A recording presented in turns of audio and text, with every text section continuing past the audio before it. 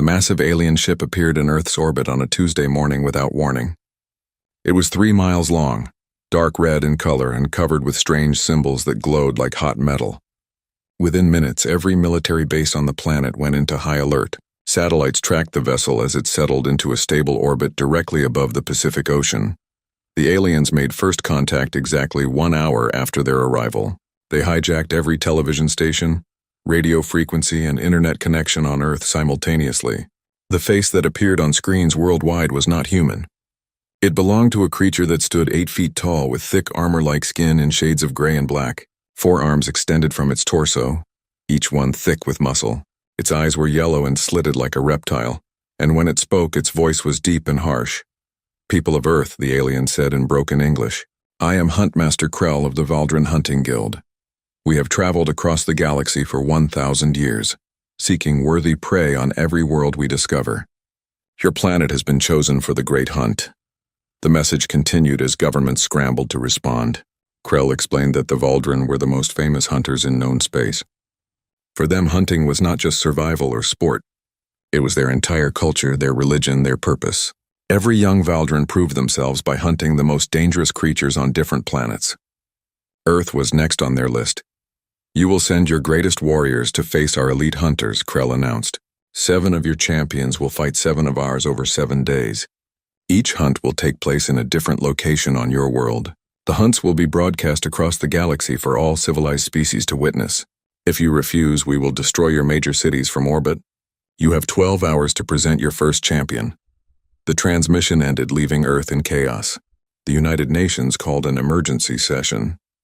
Military leaders from every major nation gathered in secure bunkers.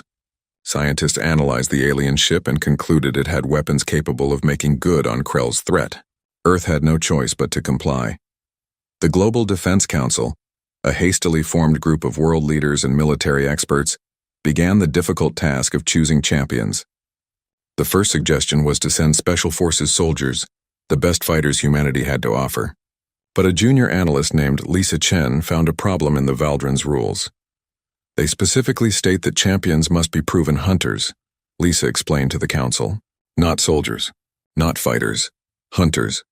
People who have tracked and killed dangerous prey for survival or sport. It's in their tradition. The hunted species must send those who understand the ways of the hunt. This created an unexpected problem. Modern military personnel were trained for combat, not hunting. Most soldiers had never tracked an animal through wilderness or survived alone in hostile terrain using only primitive tools. The Valdren's definition of a hunter was specific and ancient. The council spent 6 hours arguing and searching their databases. They needed someone with documented hunting experience, someone who had faced dangerous animals and won. They needed this person immediately, and they needed them to be willing to face aliens with advanced technology. That was when Lisa found Jake Morrison's file. Jake was 17 years old and lived in rural Montana. His file showed an impressive and troubling record. He had been hunting since age 8, taught by his grandfather in the Rocky Mountains. By age 12, he had tracked and killed a mountain lion that had been attacking livestock. By 15, he had survived alone in the wilderness for 2 weeks during a winter storm. His hunting record was exceptional. His criminal record was equally notable. Jake had been arrested 4 times for hunting violations. He hunted out of season, trespassed on private land, and ignored regulations he considered stupid. His most recent arrest was for taking down an elk in a protected area. Instead of jail, he had been sentenced to community service and probation. The judge's notes described him as skilled but completely lacking in respect for authority. "This is your solution?" General Marcus Webb asked, staring at Jake's photo. The image showed a skinny teenager with messy brown hair, wearing a dirty flannel shirt and a baseball cap. He looked bored and slightly angry. "A juvenile delinquent?" "He fits their requirements perfectly," Lisa insisted. "And look at his success rate. He has never failed to track and take down his target. He knows wilderness survival better than anyone in our database under 30 years old. The Valdren want a hunter. Jake Morrison is a hunter." The council had 3 hours left before the deadline. With no better options and time running out, they made their decision. 2 military helicopters were dispatched to Montana with orders to bring Jake Morrison to the nearest military base immediately. "Jake, was fixing his truck in his grandmother's driveway when the helicopters landed in the field next to the house. He watched with mild interest as soldiers in full gear approached him. His grandmother, a tough woman named Betty Morrison, came out of the house with a shotgun. "Jake Morrison?" the lead soldier asked. "Yeah," Jake said, wiping grease from his hands. "What do you want?" "You need to come with us. Right now. It's a matter of national security." Jake looked at the helicopters, then at the soldiers, then back at his truck. "I'm on probation. I can't leave the county without permission. Your probation has been suspended. Please, we don't have time to explain here. The fate of Earth may depend on you." Jake stared at him for a long moment. "Is this about aliens? Because I saw that broadcast thing." "Yes. We need you to hunt them." Jake considered this. He had been facing another 6 months of community service, picking up trash on highways and cleaning graffiti. The alternative was apparently hunting aliens for the government. He made his decision based purely on which option annoyed him less. "Do I get my charges dropped?" he asked. "Yes, full pardon, plus anything else you want within reason. Lifetime hunting license. No restrictions, no limits. I can hunt anything, anywhere, anytime." The soldier looked uncomfortable but nodded. "Done. Fine," Jake said. He grabbed his jacket from the truck. "Let me get my gear." 15 minutes later, Jake sat in the helicopter with a duffel bag containing his compound bow, his grandfather's hunting knife, camping supplies, and 3 bags of beef jerky. He wore the same dirty flannel shirt, jeans with holes in the knees, and his lucky baseball cap that had seen better days. The soldiers around him wore tactical gear worth thousands of dollars each. Jake chewed gum and looked out the window with complete disinterest. At the military base, officials tried to brief him on the situation. They showed him videos of the Valdrin, explained the technology he would face, and stressed the importance of his mission. Jake listened with half his attention while playing a game on his phone. When they asked if he had questions, he asked where the nearest bathroom was. Amy Rodriguez, assigned as his government liaison, found him in the cafeteria an hour before the first hunt. He was eating a hamburger and ignoring everyone who tried to talk to him. "Jake," she said, sitting down across from him. "Do you understand what is happening tomorrow?" "I'm hunting an alien," he said around a mouthful of food. "In a jungle somewhere. It has fancy weapons. I have my bow. If I lose, Earth gets blown up. If I win, I can go home." "That's accurate but simplified." "Good, simple is better." He took another bite. "Anything else?" Amy studied him. He looked like any other teenage boy from rural America, completely ordinary except for the complete lack of fear in his eyes. "Are you nervous?" "No," Jake said. "Should I be? Most people would be terrified." "Most people have never tracked a wounded grizzly bear through thick forest at night," Jake replied. "My grandfather taught me something important. The biggest, scariest thing in the woods is just another animal. It eats, it sleeps, it makes mistakes. You learn its patterns, you find its weakness, you take it down. These aliens probably aren't that different." He finished his burger and stood up. "I'm going to sleep.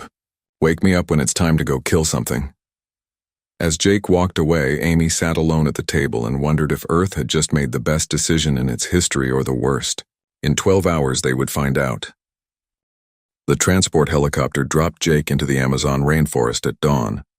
The location had been chosen by the Valdrin, a section of dense jungle where the canopy blocked most of the sunlight, and the air was thick with humidity. Dangerous animals lived here, including jaguars, venomous snakes, and caimans.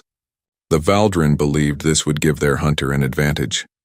Jake stepped off the helicopter wearing the same clothes from the day before. His flannel shirt was already sticking to his back from the heat.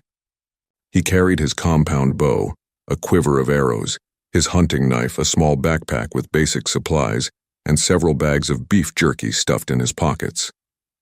Military officials had offered him advanced gear, body armor, and communication devices. He had refused everything except a water bottle. "Remember," Amy said through the radio clipped to his belt, "the alien's name is Zekthor. He is a decorated hunter with 47 confirmed kills across 12 planets. He has plasma weapons, energy blades, and armor with cloaking technology. The rules say he has to give you a 30-minute head start." "Got it," Jake said, checking his bowstring. "Anything else?" "The whole galaxy is watching this. Literally billions of beings are tuned into this broadcast. Earth is counting on you." "Great, more pressure." Jake spit his gum into the bushes. "Can I go now?" Good luck, Jake. He switched off the radio and walked into the jungle. 5 miles away, Zekthor stood on a raised platform surrounded by camera drones. The Valdrin hunter was impressive to look at, his 4 arms holding different weapons and his armor gleaming in the filtered sunlight. He spoke to the galactic audience in his own language, which was translated into thousands of different tongues across space. Today I hunt on Earth, a primitive world with primitive prey, Zekthor announced. Their champion is a child with a wooden weapon. This hunt will be over quickly, and the humans will learn to respect the Valdrin Hunting Guild. I give this boy 30 of his minutes to run and hide. When the time ends, I will track him down and claim my trophy. The camera drones spread out across the jungle, ready to capture every moment. Billions of aliens settled in to watch what they expected to be a quick and one-sided hunt. Jake walked steadily through the jungle for 15 minutes, leaving an obvious trail. He broke branches, stepped in mud, and generally made himself easy to track. Then he stopped in a small clearing and smiled. He spent the next 10 minutes erasing his trail. He backtracked carefully, stepping on rocks and logs where he would leave no footprints. He used branches to sweep away marks in the dirt. Then he moved perpendicular to his original path, climbing into the trees and moving through the canopy where he left almost no trace. When the 30 minutes ended, Zekthor activated his tracking equipment. Thermal sensors, motion detectors, and scent analyzers all came online. He picked up Jake's trail immediately and followed it with confident strides. The human's path was obvious, almost insulting in its simplicity. What Zekthor did not know was that Jake was now behind him, moving through the trees with practiced silence. The teenager had spent hundreds of hours hunting deer and elk, animals with far better hearing and sense of smell than most predators. Moving quietly was second nature to him. Jake watched the alien hunter from a distance, studying his movements. Zekthor was fast and strong, but he moved loudly, relying on his sensors rather than his own senses. He kept looking at a device on one of his arms instead of reading the environment. His armor had joints, places where the plates connected. Those would be weak points. After 20 minutes of following the trail, Zekthor stopped. His sensors showed that the human's heat signature had disappeared. Confused, he scanned the area more carefully. Nothing. The boy had simply vanished. That was when Zekthor began to feel the first hint of doubt. He activated his cloaking device, becoming nearly invisible, and moved more cautiously. He was no longer tracking. He was searching. Jake had spent the last hour setting up traps. Nothing high-tech or complicated, just simple tricks he had learned from his grandfather. A tripwire made from vines stretched across a game trail at ankle height. A deadfall trap waited above it. Large logs balanced carefully and ready to drop. 30 feet away, a covered pit with sharpened sticks at the bottom sat hidden under leaves and branches. The teenager sat in a tree, perfectly still, waiting. He had been in this position for 40 minutes without moving. Mosquitoes bit his arms and neck. Sweat dripped into his eyes. He ignored all of it.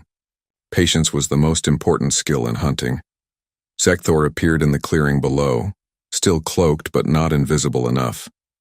Jake could see the slight shimmer in the air, the way light bent around the alien's form. He watched as Zekthor moved toward the tripwire, studying the ground with his sensors. The alien stepped over the tripwire easily. His sensors had detected it, but in focusing on the obvious trap, he had missed the real danger. Jake drew his bow and aimed carefully at a joint in the alien's shoulder armor. The arrow flew silently through the humid air and struck true. It punched through the gap in the armor and embedded itself in Zekthor's shoulder. The alien roared in pain and surprise, his cloaking device flickering off. He spun around, trying to locate his attacker, raising his plasma rifle. That was when he stepped backward into the second trap. The deadfall triggered, and 3 large logs crashed down on top of him. Zekthor's armor saved him from being crushed completely, but the impact drove him to his knees. His weapon scattered on the ground. Jake dropped from the tree and landed lightly on his feet. He walked over to where Zekthor struggled under the logs and picked up the plasma rifle. The weapon was heavy and covered in alien writing he could not read. He examined it for a moment, then tossed it aside. "Stay down," Jake said calmly, knocking another arrow. He aimed at Zekthor's exposed neck. The alien stopped struggling and stared at the human teenager. Across the galaxy, billions of viewers sat in stunned silence. This was not how the hunt was supposed to go.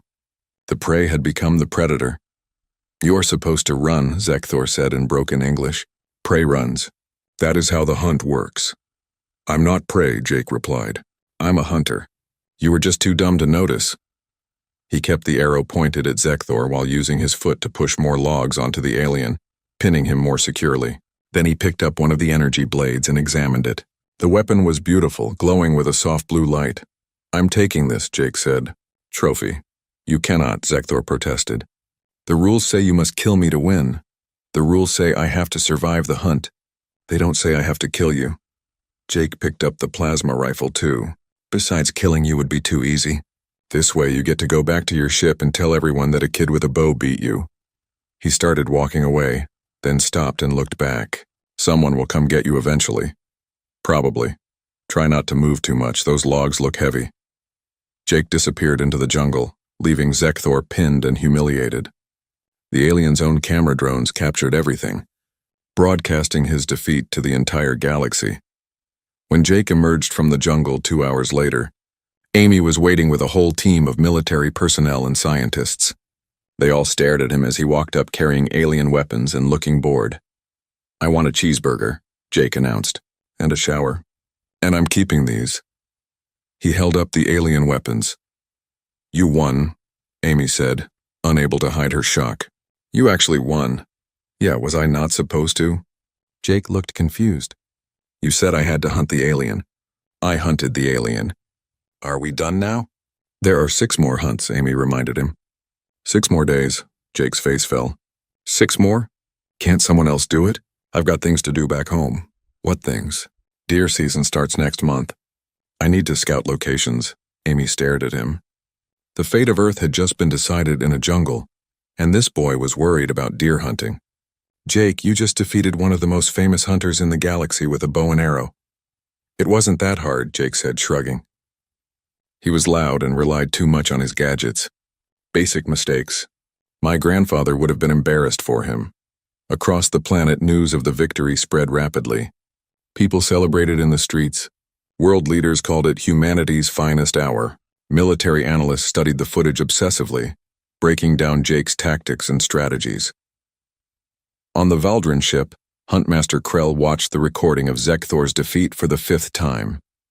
His yellow eyes narrowed as he observed the human child's movements, the simple but effective traps, the way he had turned the hunt around completely.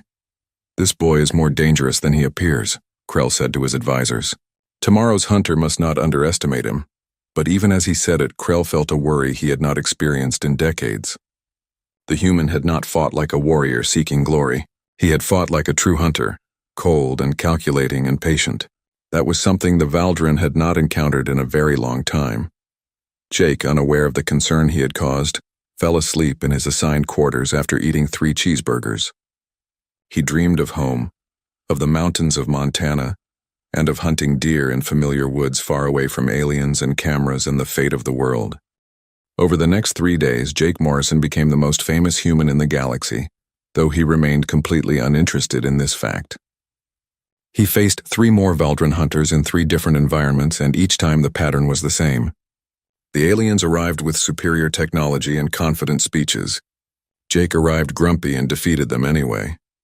The second hunt took place in the Arctic tundra of northern Canada. The temperature was 30 degrees below zero, and the wind cut through anything that moved.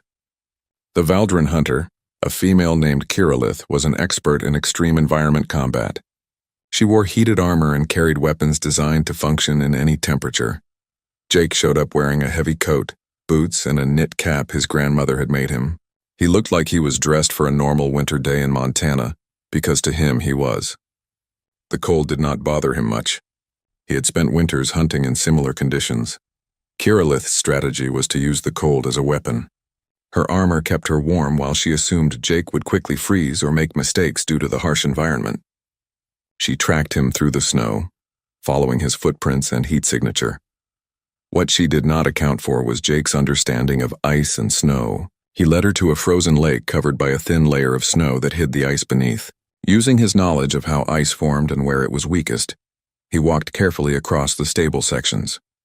Kirillith, heavier and less careful, followed his trail directly onto thin ice. The ice cracked and gave way, plunging the alien into freezing water.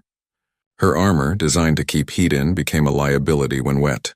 Jake pulled her out with a rope before she could drown, disarmed her, and left her shivering on the shore with a thermal blanket he had brought specifically for this purpose. "You should probably get back to your ship," he told her. Hypothermia is no joke. The third hunt occurred in the desert badlands of Nevada. The Valdrin hunter Draknor was a master of patience and long-range combat.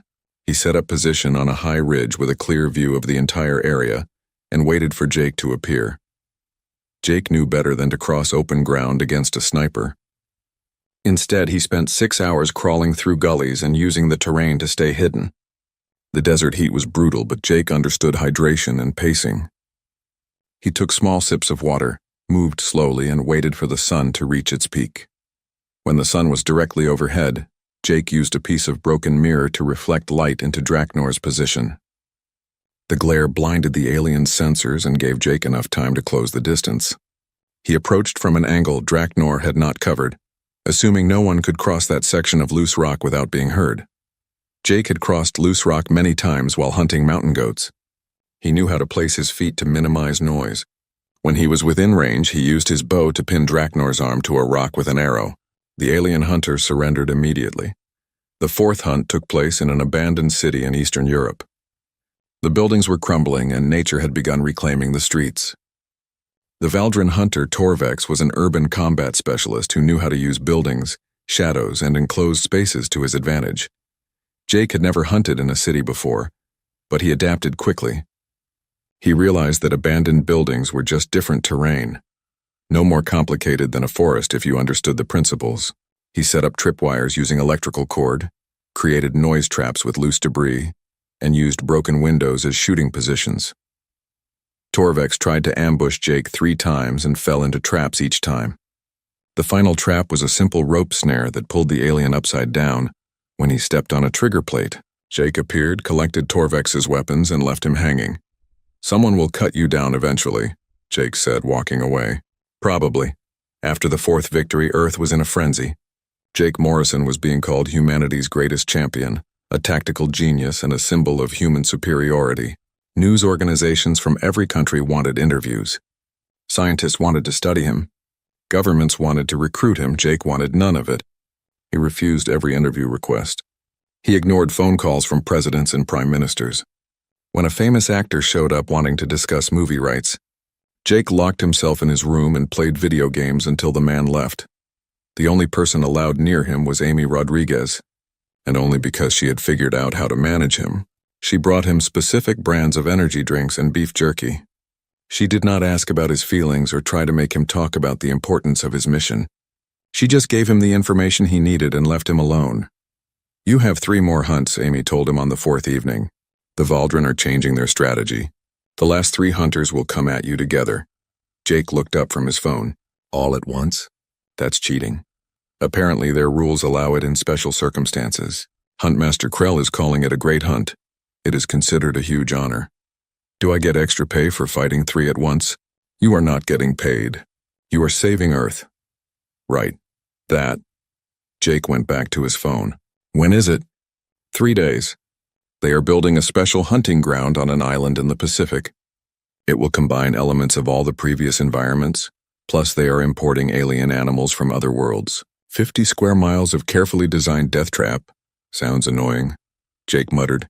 Amy sat down across from him. She had been watching him for 4 days now and still could not understand him. He showed no excitement, no pride, no fear. He treated the most important event in human history like a boring chore. "Jake, can I ask you something personal?" "No."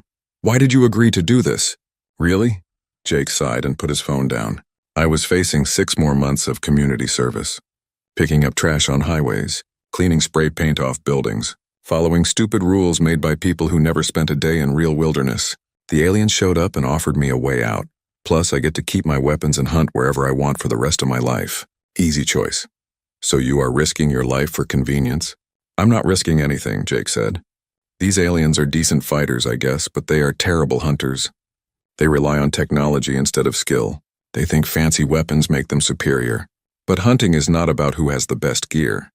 It is about understanding prey, reading the environment, and being patient. My grandfather taught me that when I was 8 years old.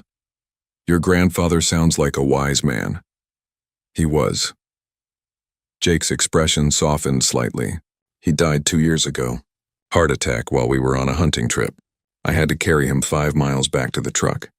He made me promise not to call for help until we got there because he did not want helicopters scaring away the elk. I'm sorry.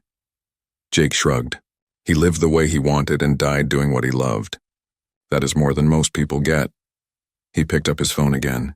Anyway, these 3 hunters won't be any different. They will make the same mistakes the others did. They will underestimate me, rely on their weapons and fail to adapt. I will win, go home and finally get back to normal hunting. Amy wanted to point out that nothing would be normal after this, that Jake's life had changed forever, that he was famous across the entire galaxy. But she knew he would not care. In his mind, he was still just a kid from Montana who wanted to hunt deer in peace. Across Earth, military analysts were studying Jake's tactics obsessively. Universities offered courses on his hunting strategies. Psychologists debated his mindset. Philosophers discussed what his victories meant for humanity's place in the galaxy. On the Valdrin ship, Huntmaster Krell was having his own crisis.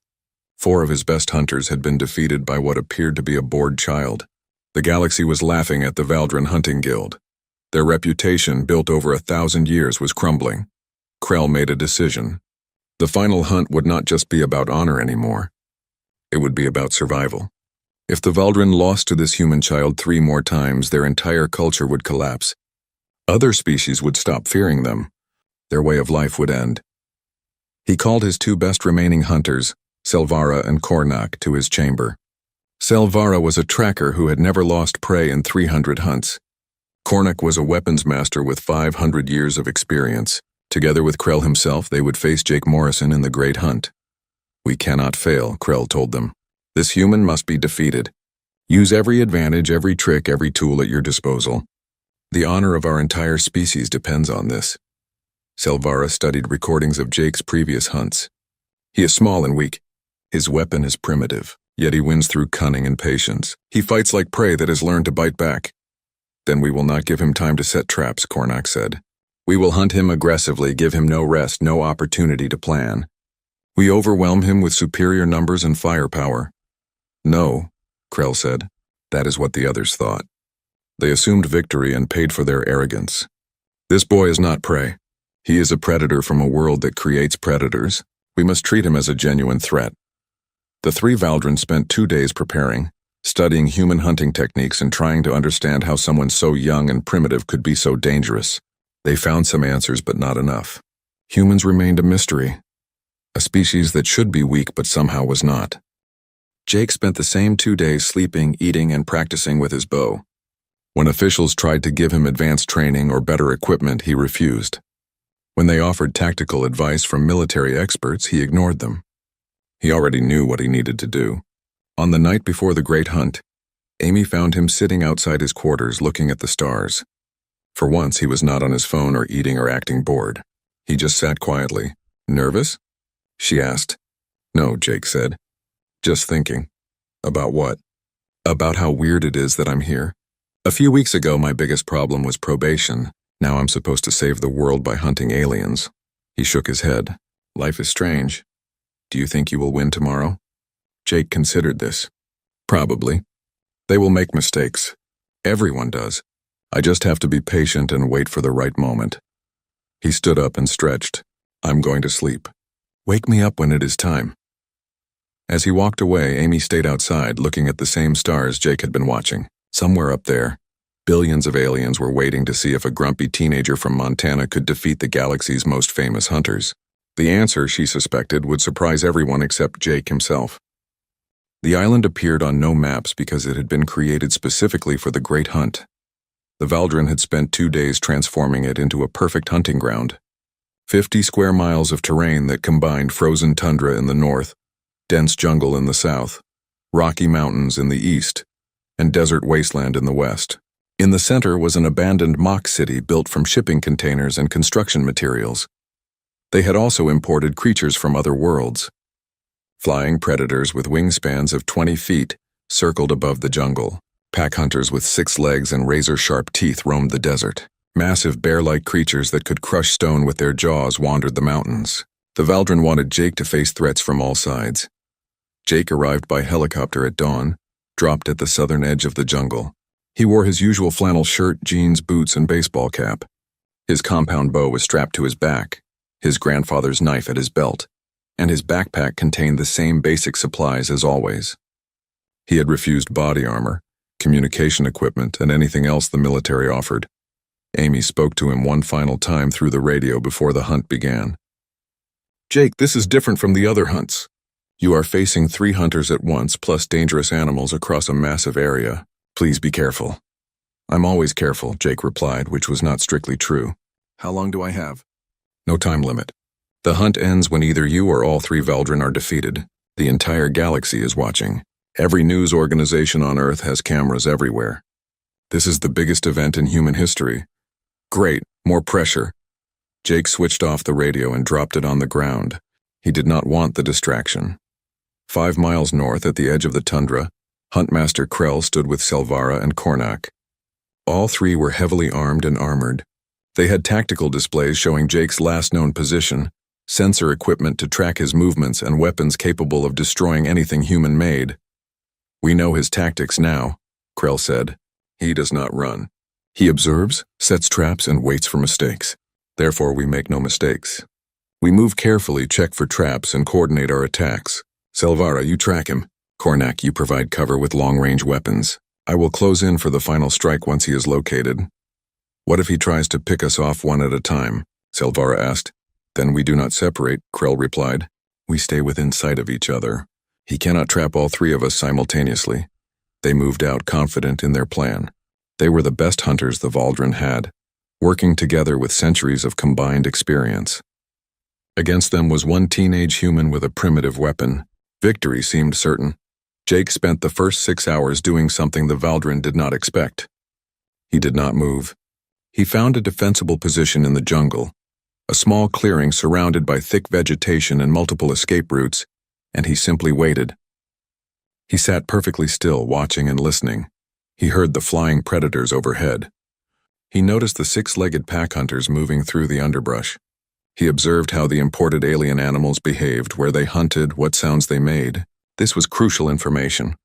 He also listened for the Valdren. Advanced armor was quiet but not silent. Weapons made sounds when they moved. 3 large beings moving through terrain, no matter how carefully, left signs. Around midday, Jake heard something in the distance. A faint mechanical hum that did not belong to nature. He marked the direction and continued waiting. Patience was his greatest weapon. The Valdren, meanwhile, were becoming frustrated. Their sensors showed Jake had stopped moving hours ago, but when they reached his last known position, he was gone. Selvara, the expert tracker, found evidence that Jake had been there but no trail leading away. "He is hiding," Kornak said, "waiting for us to make mistakes." "Then we force him out," Krell decided. "Selvara, use the drone swarm. Scan every section of this jungle until we find him." Selvara launched 6 small flying drones, each equipped with cameras and sensors. They spread out across the jungle, searching systematically. This was technology Jake had not faced before, and the Valdren were confident it would give them the advantage they needed. Jake saw the drones coming. They were small and fast, moving through the canopy above him. He could not hide from them forever, so he did something else. He used them. One of the drones passed directly overhead. Jake stood up, making himself visible for exactly 3 seconds before disappearing into the brush again. The drone registered his position and transmitted it to the Valdren. Then Jake moved quickly in a different direction, climbing a tree and using the branches to travel without leaving ground tracks. The Valdren received the signal and moved toward Jake's last known position. They approached carefully, weapons ready, expecting an ambush. What they found was an empty clearing and signs of recent activity, but no human. "He knew we would come here," Selvara said. "He showed himself deliberately." "Why would he reveal his position?" Kornak asked. Krell realized the answer a moment too late. He wanted to know where we were. While the 3 Valdren had been moving toward Jake's false position, Jake had circled around and located their starting point. Now he knew their general location and direction of travel. The hunt had shifted. He was no longer being tracked. He was doing the tracking. Jake moved through the jungle like a ghost, using every technique his grandfather had taught him. He followed the Valdren at a distance, learning their patterns. He noticed that Cornac kept slightly separate from the others, maintaining high ground for better shooting angles. That separation, small as it was a weakness. He also noticed the alien animals were afraid of the Valdren. The six-legged pack hunters avoided them. The flying predators did not attack them. This gave Jake an idea. The next morning, while the Valdren rested in shifts, Jake put his plan into motion. He found a pack of the six-legged hunters and spent an hour observing them. They were ambush predators that attacked in coordinated groups. They were also territorial and aggressive. Jake made noise in the direction of the Valdren, then retreated quickly. The pack hunters, disturbed and angry, followed the sound. Jake led them directly toward where the Valdren were camped, then disappeared. The Valdren suddenly found themselves facing 8 angry alien predators. The animals attacked without warning, forcing the hunters to defend themselves with plasma fire and energy blades. In the chaos, the 3 Valdren separated. That was when Jake struck. Cornac had moved to higher ground to get better shooting angles on the animals. Jake had positioned himself even higher. In a tree the alien had not bothered to check. As Cornac focused on the predators below, Jake's arrow pierced the joint in his elbow armor. The Valdren weapons master dropped his rifle in pain. Before he could recover, Jake dropped from the tree, landing behind him and pressing his hunting knife to Cornac's neck. "Don't move," Jake said quietly. Cornac froze. 500 years of experience told him that the blade was positioned perfectly to kill him if he resisted. He had been outmaneuvered by a child. Jake took Cornac's weapons and pushed him down the slope toward his companions. "Go back to your ship. Tell them you lost." By the time Krell and Silvara drove off the pack hunters, Cornac was limping back to them, wounded and disarmed. The weapons master's defeat hung between them like a dark cloud. "Now we are too," Silvara said. "The boy is more dangerous than we believed," Cornac admitted. "He does not just react. He plans several steps ahead. He uses everything around him as a weapon, including the animals." Krell's yellow eyes narrowed. "Then we change strategies again. Silvara, continue tracking. I will circle wide and come at him from a different angle. We will trap him between us." They split up, which was exactly what Jake had hoped they would do. For the next 2 days, Jake played a deadly game of cat and mouse with the 2 remaining Valdren. He let Silvara track him, leaving just enough trail to follow but never making it easy. He led the tracker through the most difficult terrain, across rivers, over mountains, through areas where the imported predators were most active. Silvara was skilled. Perhaps the best tracker Jake had ever faced, but she was being worn down. Days without rest, constant tension, and the psychological pressure of knowing the prey was manipulating her were taking their toll. Krell, meanwhile, was trying to predict where Jake would go and cut him off, but Jake's movements seemed random, without pattern. The huntmaster could not anticipate someone who thought so differently from any prey he had hunted before. On the 3rd evening of the great hunt, Jake made his final move. He led Silvara to the mock city in the center of the island, to a building he had scouted earlier. The structure was 3 stories tall, made of shipping containers stacked and welded together. With multiple entry points and a complex interior, Silvara followed him inside, confident she finally had him cornered. The building was a death trap, which was why Jake had chosen it. He knew every corridor, every hiding spot, every exit. Silvara knew none of these things. Jake used rope and pulleys to create a snare in a dark hallway. When Silvara triggered it, she was yanked off her feet and slammed into a wall. Before she could recover, Jake appeared and disarmed her. "You are good at tracking," Jake told her, "but you followed too long without resting. Tired people make mistakes." He left her tied up and moved on to find Krell. The huntmaster was waiting on the roof of the building. He had finally understood what Jake was doing. The boy had been leading them both here to this final confrontation. Krell had decided to stop chasing and make his stand. Jake emerged onto the roof as the sun was setting. For the first time in the entire great hunt, he faced a Valdren directly with no tricks, no traps and no ambush. Just a teenager with a bow facing an 8-foot-tall alien warrior with plasma weapons and centuries of experience. "This ends now," Krell said. "No more running. No more tricks. We finish this with honor." Jake knocked an arrow and studied his opponent. Krell was wounded from the days of pursuit, favoring his left side. His armor had damage. But he was still dangerous, perhaps the most dangerous opponent Jake had faced. You know you cannot win a direct fight, Krell continued. You are small and weak. Your weapon is primitive. Surrender now and I will let Earth survive. Your species will be respected for your courage. I have a better idea, Jake replied. You surrender to me. Krell laughed, a harsh barking sound. I am Huntmaster of the Valdrin Hunting Guild. I do not surrender to prey. I'm not prey, Jake said. I'm the guy who beat 6 of your best hunters. I'm the guy who has been leading you around this island for 3 days, making you tired and frustrated. I'm the guy who is about to put an arrow through your chest if you don't put down your weapons. Krell raised his plasma rifle. Jake's bow was already drawn. For a long moment, neither moved. Then Krell looked into Jake's eyes and saw something that made him hesitate. There was no fear there, no doubt. Just cold calculation. This was not a child trying to survive. This was a hunter who had already decided the outcome and was simply waiting for his prey to accept it. Slowly, Krell lowered his weapon. You have won, the Huntmaster said quietly. Earth's champion is victorious. Jake lowered his bow but did not relax. Go get your friend. Take your ship and leave. Tell everyone in the galaxy that we want to be left alone. Krell nodded. As he turned to leave, he stopped. Human, what is your name? Jake Morrison. I will remember it. The name of the hunter who defeated the Valdrin. Krell paused. Your grandfather would be proud. Jake watched the alien leave, then sat down on the roof, suddenly exhausted. It was over. Finally over. He could go home. The Valdrin ship left Earth's orbit 3 hours after Krell's surrender. There was no ceremony, no final message, no dramatic farewell.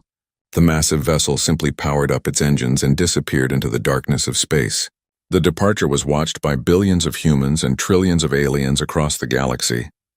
The Valdrin Hunting Guild, the most feared hunters in known space, had been defeated by a single human teenager.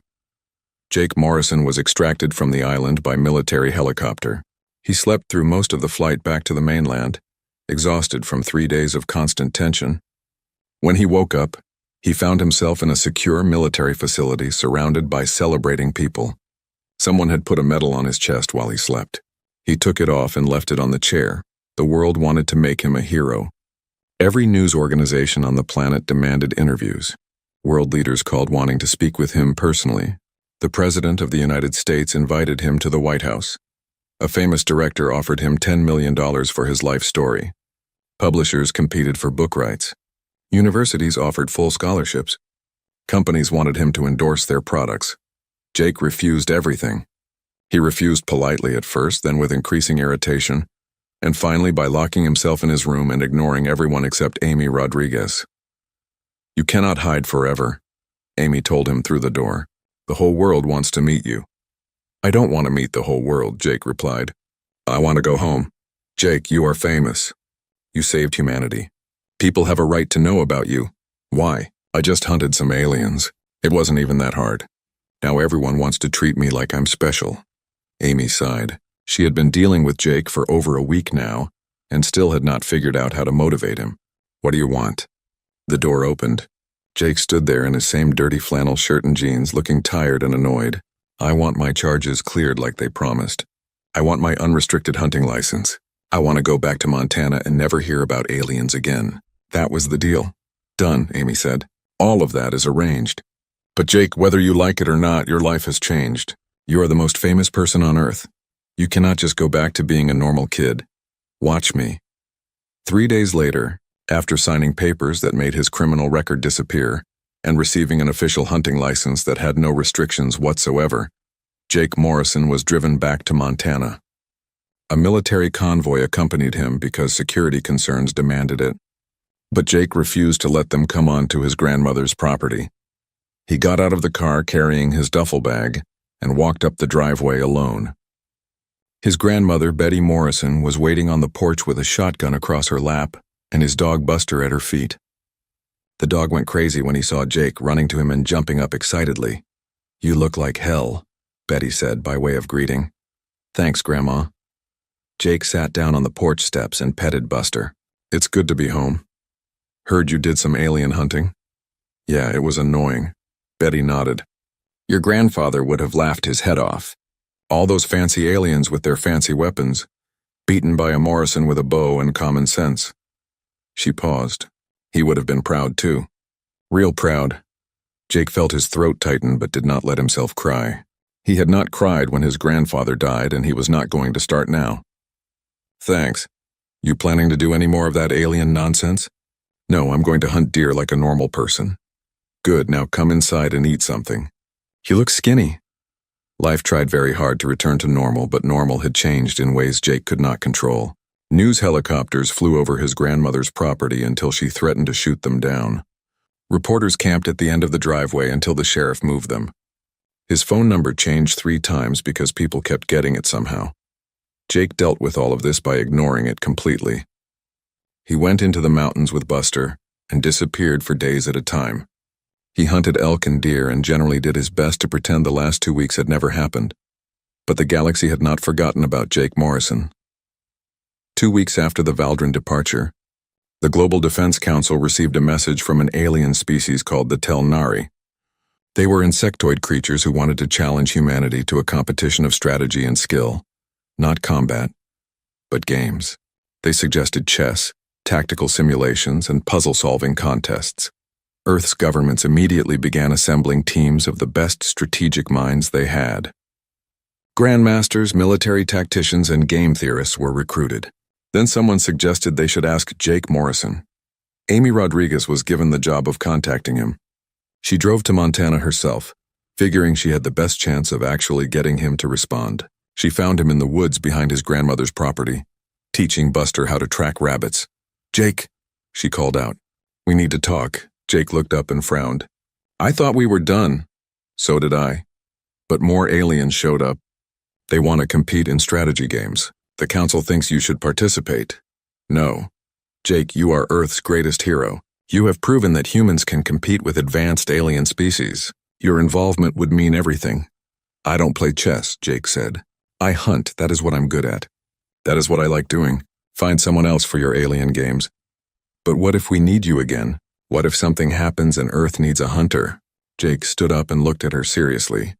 "Amy, I saved the world because I was given a choice between that and jail. I did what I had to do. But I'm not a hero. I'm not a symbol. I'm just a kid from Montana who knows how to hunt. That's all I ever wanted to be. The world sees you differently now. That's the world's problem, not mine." Jake picked up his bow. "I'm going home. Don't come back unless actual dangerous aliens show up who need to be hunted. For everything else, find someone who cares." Amy watched him walk away and knew she would not convince him. Jake Morrison had saved humanity and earned the right to live his life on his own terms. She drove back to report that Earth's greatest champion wanted nothing to do with strategic games or continued fame. The Telnari competition went ahead without Jake. Earth sent its best and actually did quite well, proving that human intelligence was formidable even without the hunting skills. Other alien species began reaching out with trade proposals, cultural exchanges, and diplomatic overtures. Humanity was being welcomed into the galactic community, all because a grumpy teenager had shown them what humans could do. On the Valdrin homeworld, things were not going as smoothly. The hunting guild was in crisis. Young Valdrin were questioning the old ways. How could their greatest hunters be defeated by a primitive child? What did it mean that technology and strength were not enough? Many young Valdrin began studying human hunting techniques, which caused arguments with traditionalists who insisted the Valdrin way was superior. Huntmaster Krell, stripped of his rank but not his respect, began writing. His work was called The Human Predator, a study in adaptation. In it, he analyzed every moment of his encounters with Jake Morrison. He explained how humans had evolved as persistence hunters who used intelligence to overcome physical limitations. He described their ability to adapt, to use any tool or terrain to their advantage, and most importantly, their patience. The book became controversial across multiple worlds. Some species dismissed it as the excuses of a defeated hunter. Others read it carefully and decided that humans were not to be trifled with. Earth's reputation grew not just as warriors, but as dangerous, unpredictable, and clever. 6 months after the Valdrin departed, life in Montana had finally achieved something close to normal. The news helicopters had stopped coming. Reporters had moved on to other stories. Jake's name still came up occasionally in discussions of Earth's place in the galaxy, but mostly people had accepted that he wanted to be left alone. Jake was preparing for a long hunting trip when his grandmother called him to the house. "You have a visitor," she said. "Claims to be important." Jake walked to the porch and found an alien standing in his driveway. It was small, about 4 feet tall, with gray skin and large eyes. It looked nervous. "Jake Morrison?" the alien asked in accented English. "Yeah, what do you want?" "My name is Vrix. I am a researcher studying human hunting techniques. I have traveled very far to meet you. I wish to learn from you, to understand how you defeated the Valdren." Jake stared at the alien for a long moment. "You came all the way to Earth to ask me about hunting?" "Yes, your methods have become famous across many worlds. There are species who wish to understand human techniques for defensive purposes. I was sent to make contact and request knowledge. I'm not a teacher," Jake said. "I just hunt." "Then perhaps I could accompany you? Observe and learn? I would pay well for this opportunity." Jake thought about it. The alien seemed genuine and not particularly dangerous, and it might be nice to have someone who actually wanted to learn about hunting, rather than make a big deal about saving the world. "You can come," Jake finally said, "but you follow my rules. No technology making noise, no complaining about being tired or cold or hungry, and you have to carry your own gear." Vrix's large eyes grew even larger. "You accept truly?" "Sure, why not? Deer season starts next week. You can learn how humans really hunt." Jake turned to go back inside. "And bring warm clothes. Montana gets cold." As Vrix rushed back to his ship to prepare, Betty Morrison shook her head. "You are going to regret this." "Probably," Jake agreed. "But at least this one wants to learn about actual hunting, not ask about feelings or take pictures." High above Earth, in the galactic communication networks, word spread quickly. Jake Morrison, the human who defeated the Valdren, had accepted his first student. Requests began flooding in from other species who wanted to send their own observers. Anthropologists debated what this meant for human-alien relations. Military analysts wondered if Jake was creating a new form of soft power diplomacy through teaching. Jake knew nothing about any of this and would not have cared if he did. He was just going hunting, same as always, with an alien tagging along because the universe apparently had a sense of humor. 3 months later, the Global Defense Council received another message. This one came with no warning or demand.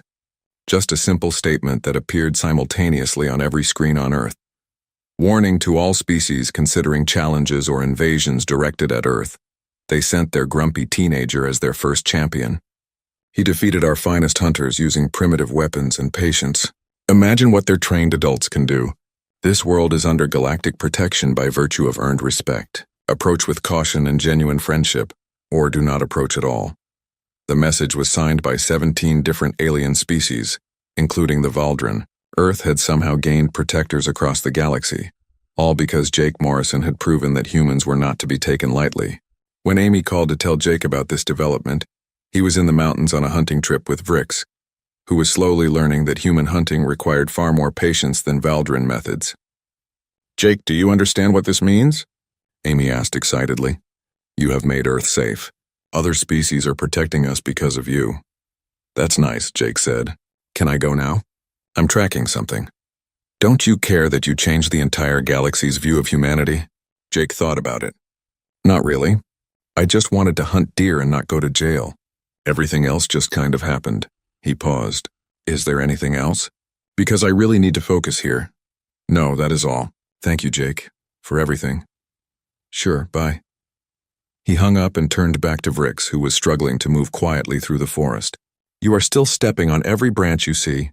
How do you expect to get close to anything making that much noise?" "Sorry," Vrix whispered. "How do humans move so quietly?" "Practice. Now come on, and watch where you step this time." As Jake and his alien student disappeared into the Montana wilderness, Earth continued its journey into the galactic community. Humanity had earned its place not through military might or advanced technology, but through the skills of a 17-year-old kid who just wanted to be left alone to hunt. And somewhere in the mountains of Montana, Jake Morrison was teaching an alien how to properly track a deer, completely unaware that he had become the most important human in galactic history. He would not have cared if he knew. He was hunting, which was all he ever wanted to do, and for Jake Morrison that was more than enough.